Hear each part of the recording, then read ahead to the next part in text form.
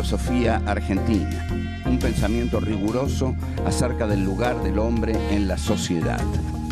Obras literarias como El Facundo, El Martín Fierro, El Matadero. Texto axial, fundamental, el plan revolucionario de operaciones de Mariano Moreno, Los muertos en Plaza de Mayo. El primer centenario se festeja bajo estado de sitio. Las cartas a Lavalle deciden el fusilamiento de Dorrego. No hay verdad que se resista frente a 2 pesos, moneda nacional.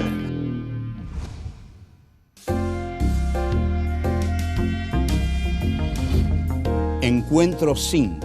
Esteban Echeverría, El Matadero. 1. La civilización pierde sus pasos. 2. La violencia y la condición humana. 3. La refalosa. 4. El monstruo, la crueldad y los excluidos. Esteban Echeverría nace en Buenos Aires en septiembre de 1805. Realiza sus estudios primarios en la Escuela de San Telmo y luego ingresa en el Departamento de Estudios Preparatorios de la Universidad de Buenos Aires. En 1825 parte hacia Europa. En París asiste al Colegio El Ateneo y toma cursos de dibujo, guitarra, historia, economía y política. Allí entra en contacto con el romanticismo y se conmueve con la obra de Goethe, Schiller y Byron. En París comienza a escribir sus primeros poemas. En 1830 regresa a Buenos Aires y comienza a publicar sus trabajos. A partir de 1835 participa en el Salón Literario y en 1838 funda, junto a Alberdi y Juan María Gutiérrez, la Asociación de la Joven Generación Argentina. Enfrentado al régimen rosista, se exilia en 1840 en Uruguay. Muere el 19 de enero de 1851 en Montevideo. El Matadero es publicado recién en 1874 por Juan María Gutiérrez en las obras completas de Esteban Echeverría.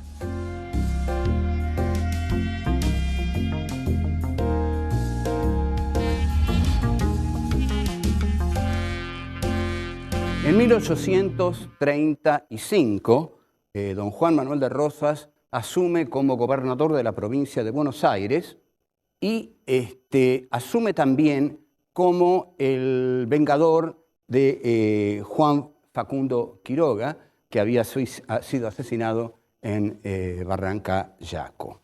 A Facundo Quiroga le encuentran ensangrentada entre sus ropas la que es quizás el documento político más importante de don Juan Manuel de Rosas, que es la Carta de la Hacienda de Figueroa, que es una hacienda en la cual Rosas y Facundo se despiden y desde ahí Rosas le escribe la carta.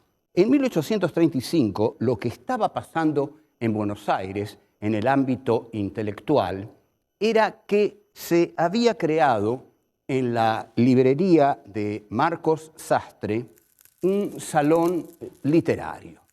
Este salón literario es quizás el de nuestra primera generación de intelectuales, ¿no? De hombres ligados a la cultura, a la élite cultural, cuya cabeza hegemónica es Esteban Echeverría, que había viajado a Francia y que había vuelto de París con todas las últimas novedades de la cultura francesa, más o menos como sigue ocurriendo de algún modo en el campo filosófico actualmente, que estamos todos muy al tanto de lo que piensa el último francesito de moda. Pero bueno, ahí llega Echeverría y en el salón literario se reúnen Echeverría, Juan Bautista Alberdi, José María Gutiérrez, Marcos Sastre, y me importa decir algo sobre Juan Bautista Alberdi. No hay que recuperar solamente al Alberdi de las bases y el crimen de la guerra. Está el Alberdi del fragmento preliminar al estudio del derecho, en el cual Alberdi le ofrece a Rosas, notable, le ofrece a Rosas ser su ideólogo. Es el primer gran desajuste entre un intelectual y un líder de masas. Rosas no lee a Alberdi y Alberdi termina exiliándose en Montevideo. El que es realmente agresivo con Rosas es Esteban Echeverría. Echeverría, que había publicado La cautiva, escribe un cuento de una inusual brutalidad que recién en 1874 Juan María Gutiérrez, en las obras completas de Echeverría, habrá de publicar. Pero Echeverría lo escribe entre 1835 y 1840 y el cuento se llama El matadero y trata de ser, por supuesto, un cuento propagandístico, un cuento militante, un cuento para herir a la tiranía de Rosas, que así era considerado el gobierno de Rosas por los unitarios que se habían exiliado en Montevideo. El texto de Echeverría, por supuesto, es trasladado, va de mano en mano entre amigos, porque no se puede publicar y también no se puede publicar porque es demasiado terrible. Quizás por eso Echeverría cargó tanto las tintas, porque era un texto secreto para leer entre exiliados. Lo que narra el cuento es el cuento perfecto de la diferencia entre los civilizados y los bárbaros. El cuento se llama El matadero porque ocurre en el matadero, donde Echeverría hace una descripción de la gente que trabaja en el matadero, que es la gente del rosismo, la gente que adhiere a la figura del restaurador de las leyes, que así se le decía a Rosas, y la descripción que hace Echeverría de esta gente es de un desdén, de un racismo, de un clasismo impresionante. Pocas veces se ha visto considerar a la clase, digamos, plebeya como una clase ligada, identificada con la animalidad. Son animales, es decir, carnean animales y a la vez ellos son animales. Los faenadores del matadero son también reses, como lo son las reses que ellos carnean. Andan en charcos de barro, andan entre sangre. Es un horror el cuadro que traza Echeverría. En contraste con esto, en brutal contraste con esto, viene un hombre de la cultura, un hombre de la civilización, un hombre de la racionalidad. Este hombre es un joven unitario que ha tenido la desgracia de extraviar sus pasos y de entrar en el matadero. El esquema que tenemos aquí es que la civilización pierde sus pasos y entra en la barbarie.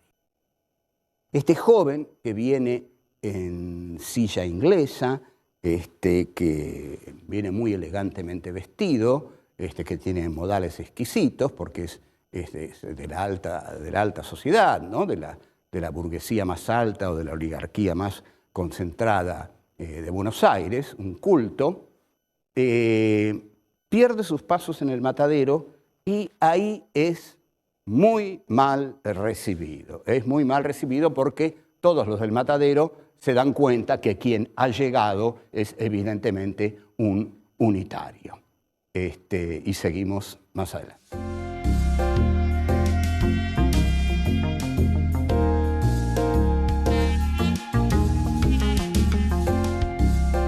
El cuento se llama El matadero porque va a ser el matadero de las reses y el matadero del unitario. Todo a manos de esta turba salvaje que son los hombres que adhieren a don Juan Manuel de Rosas, el personaje odiado por los unitarios y muy especialmente por Esteban Echeverría.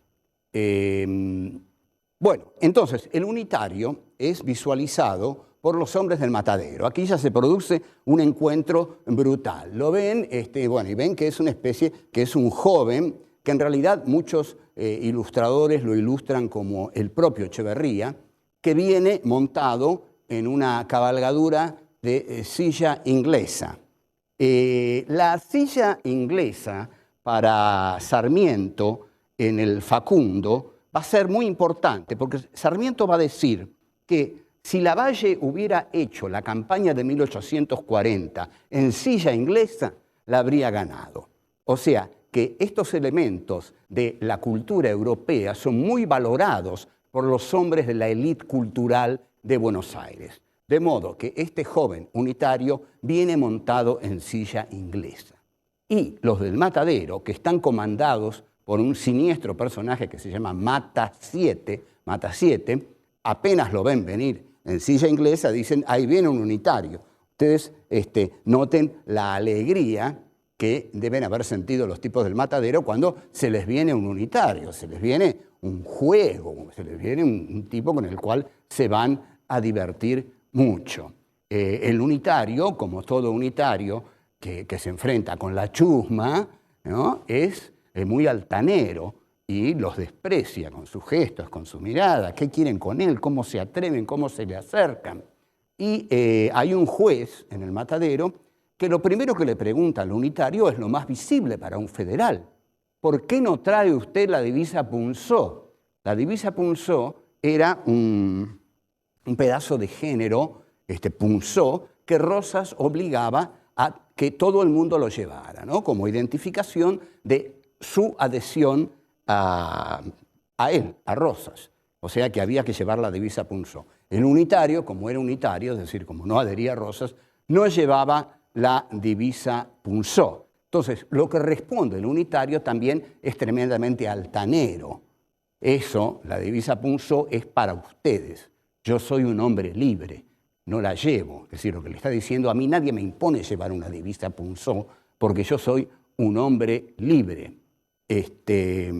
Y Mata 7, que sabe responder, le dice, bueno, nosotros a los libres la divisa punzó se la hacemos llevar a la fuerza. Lo cual es una contundente respuesta, ¿no?, digamos, al orgullo de la racionalidad iluminada, oponerle la fuerza brutal de la barbarie. Esto es lo que plantea Echeverría. Mata 7 y todos sus amigos son constantemente asimilados a la condición animal. Atención aquí, como el proyecto unitario era liquidar a todos estos gauchos bárbaros, es fundamental que no pertenezcan a la condición humana. Yo le voy a decir algo muy claro. Si usted quiere matar a alguien, lo va a matar más fácil si considera que ese alguien no pertenece a la condición humana. Por ejemplo, para Hitler, los judíos no pertenecían a la condición humana porque pertenecían a una raza inferior. Hay una famosa declaración, no quiero entrar mucho en esto, pero hay una famosa declaración del general Camps, jefe de la policía durante la dictadura de Videla en la provincia de Buenos Aires, que dice, nosotros no matamos personas, matamos subversivos. Entonces, el hecho de que Echeverría describa a estos hombres como animales está preparando el terreno para una represión feroz que el unitarismo de Buenos Aires va a llevar sobre las provincias. Entre tanto, lo que hace Echeverría es mostrar la crueldad de los federales.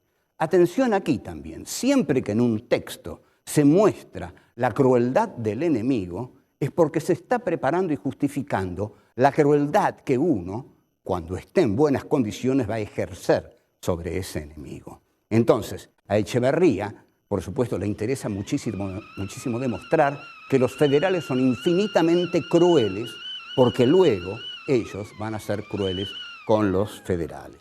Los federales lo humillan al unitario, lo vejan, lo desnudan, algo que él no quiere aceptar de ninguna manera, y antes de aceptar estas terribles humillaciones, se produce un hecho inesperado.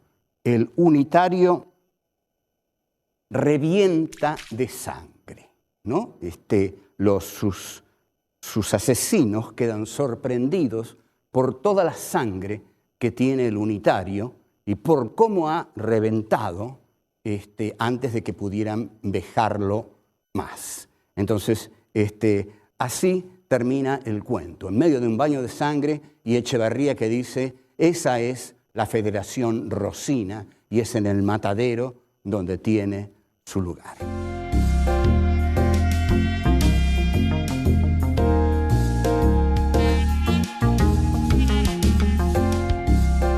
Otro texto absolutamente sangriento de la literatura argentina, que está muy unida a la historia argentina, porque la literatura argentina se ha hecho, sobre todo en el siglo XIX, siguiendo o expresando a los hechos políticos de la Argentina.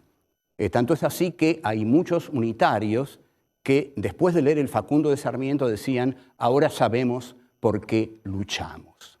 El texto que voy a comentar, que es también tremendamente sanguinario y que está en la línea del matadero, es La Refalosa de Hilario Ascasubi. Es un poema gauchesco con la característica que es un poema gauchesco escrito por un poeta unitario. En el matadero y en La Refalosa se va a basar un cuento de Adolfo Bioy Casares y Jorge Luis Borges, que escriben presumiblemente en Montevideo y que se llama La fiesta del monstruo. Es un cuento tremendamente antiperonista, porque justamente lo escriben porque ellos sienten que Perón es una encarnación de Rosas, ¿no? De aquí que se haya publicado luego de la caída de Perón el libro negro de la segunda tiranía.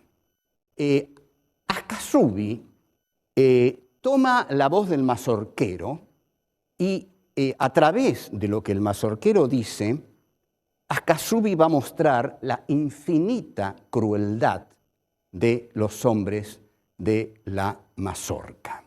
Lo que se le hace al martirizado es que con el cuchillo, no quiero abundar demasiado en eso para no impresionarlos, pero bueno, la cosa es así, con el cuchillo lo van cortando de a poco, pero el tipo está parado y va sangrando. Y cuando sangra mucho, se crea a sus pies una especie de charco de sangre. Por eso se llama La Refalosa, porque él resfala en su propia sangre. Hay una estrofa de Ascasubi que dice: ahí es donde empieza su aflicción, pero es su aflicción. Esta estrofa la ponen Borges y Bioy como acápite de La fiesta del monstruo. Ascasubi escribe: unitario que agarramos, lo amarramos y por atrás lo agarran los compañeros que empiezan a jugar con él, a jugar cruelmente con él, porque se trata de matarlo, pero antes de torturarlo.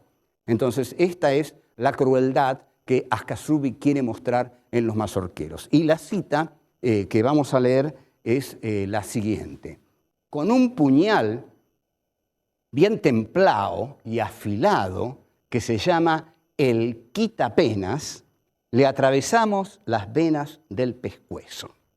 Ustedes observen que el hallazgo de llamar al puñal el quitapenas, en verdad un puñal bien puede ser llamado el quitapenas, porque una vez que te clavan un puñal en la garganta, se te van todas las penas, digamos, que uno ya es la última pena. Vamos a otra cita. Larga sangre, la víctima, que es un gusto. O sea que al mazorquero le gusta mucho eso de verlo largar sangre. Y del susto entra a revolver los ojos. Esto es de una crueldad enorme, ¿no? La descripción de la pobre víctima que revuelve los ojos. En realidad no los revuelve, supongo, tanto del susto, sino de las heridas que está recibiendo. Cito de nuevo. De ahí se le cortan las orejas, barba, patilla y cejas. Los unitarios llevaban patilla. Y pelao lo dejamos arrumbao para que engorde algún chancho o carancho. Es horroroso, realmente hay que admitir que el texto de Hilario Ascasubi es horroroso, porque pensar que a este pobre personaje al final lo tiran a los chanchos, es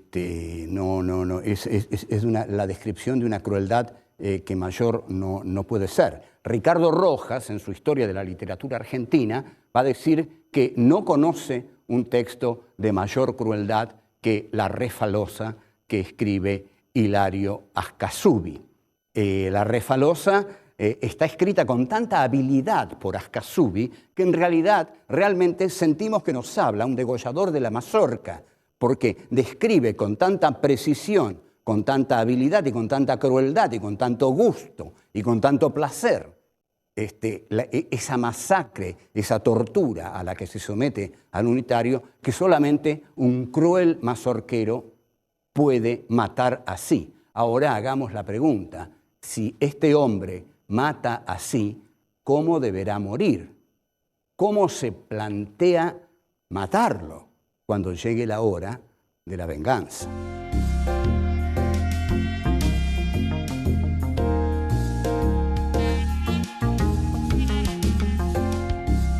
La Refalosa y el matadero también es retomado por Bioy y Borges en el cuento La fiesta del monstruo. La fiesta del monstruo tiene el mismo esquema del matadero. Comienza, en efecto, como dije, tiene como acápite la frase «ahí comienza su aflicción», que pertenece a la Refalosa. Se publica en Montevideo a pocos días de la caída de Perón. Lo publica Emir Rodríguez Monegal, que es un poeta uruguayo, y el cuento narra, el cuento está estructurado así: es un muchacho peronista que le cuenta a su novia, la Nelly, cómo le ha ido esa tarde en que salió con sus amigos para dirigirse a la plaza en la cual va a hablar el monstruo. El monstruo es Juan Domingo Perón, que para Borges y Bioy está totalmente adecuado llamarlo el monstruo. Es decir, los muchachos peronistas van a la plaza a oír la palabra del monstruo. ¿Con quién se encuentran? Se encuentran no con un unitario, sino que se encuentran con un muchacho judío, porque el interés de Bioy y de Borges es decir que el peronismo es fascista, que el peronismo es nazismo. Entonces, ¿a quién le van a poner a la muchachada bruta y brutal peronista? A un sinagoga, como dicen ellos con cierta gracia, a un rusovita, a un miserable cuatro ojos, como dicen los muchachos de la pandilla peronista, y le piden que salude al retrato del monstruo, que es el retrato de Perón. El muchacho judío, al que ellos siguen llamando Quimicointas, Rusovita, se niega a hacerlo, un poco como el unitario de Echeverría, ¿no?, que se niega a hacer las cosas que le piden los bárbaros del matadero, y los muchachos peronistas, que son totalmente brutales, brutos y brutales, en el cuento de Bioy y de Borges, comienzan a apedrearlo sin ninguna piedad, y Borges y Bioy describen con gran crueldad, en el estilo de Echeverría y de Ascasubi, cómo las piedras van desfigurando el rostro del muchacho judío, que iba con los libros, que no tenía, según dice el protagonista, la estampa del Deportivo, y hasta que llegan a la descripción más cruel de decir que la sangre era un chorro negro, y el protagonista dice: yo me calenté con la sangre, es decir, la sangre lo excita, el asesinato lo excita, hasta que cae muerto. Cae muerto y le siguen tirando piedras a un muerto, y Borges y Bioy escriben una frase tremendamente dolorosa, porque dicen: le arrojábamos piedras que ya no le dolían. Entonces, agarran esto muy bien, supongo. le arrojan piedras que ya no le duelen porque le arrojan piedras cuando ya está muerto. Hasta este punto llega la crueldad de estos jóvenes peronistas. Y aquí es donde uno vuelve a preguntarse lo que me vengo preguntando constantemente. Cuando se marca esta crueldad en el adversario, ¿no se está preparando la propia crueldad? ¿No es la justificación de la propia crueldad? Efectivamente, a partir de la llamada Revolución Libertadora, se ejerce una enorme crueldad sobre el movimiento peronista, ¿no? Sobre todo a partir del artículo 4161, en el cual se impide nombrar a Perón, se hace desaparecer a Eva Perón, en fin, se masacra a 28 militantes en José León Suárez. Y la teoría del cuento es que los adherentes a Perón eran monstruos manipulados y que no eran humanos, eran monstruos manipulados por otro monstruo, por el monstruo, y el monstruo es Perón. Los tres textos que nombré están destinados a exhibir la extrema crueldad de los sectores populares, pero ocurre que luego los sectores no populares, los sectores del poder, cuando deciden ejercer la represión sobre los sectores populares, son tan crueles como ellos han demostrado que son los sectores populares. Es decir, estos cuentos, quizás estos relatos, deberíamos analizarlos como relatos destinados a justificar la venganza, destinados a justificar la violencia que el país de los cultos va a ejercer sobre el país de los excluidos y de los marginados. El cuento de Borges, yo quiero marcar claramente esto, no debe ser interpretado de ninguna manera como antiperonista, ni como un poema peronista. Digamos que desde aquí, ¿no?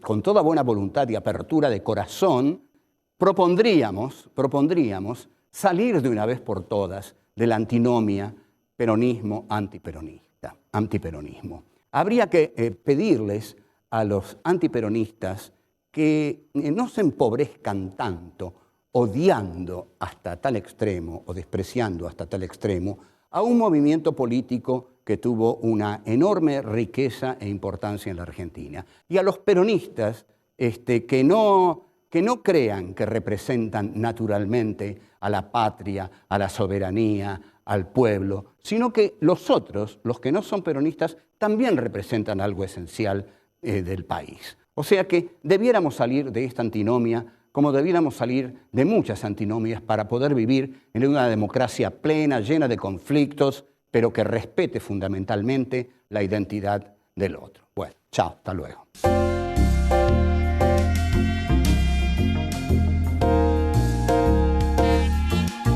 El cuento se llama El Matadero porque va a ser el matadero de las reses y el matadero del unitario.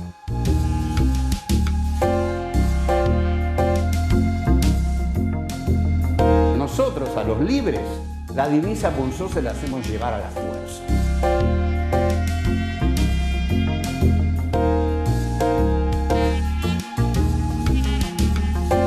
Con un puñal bien templado y afilado que se llama el quitapenas, le atravesamos las venas del pescuezo.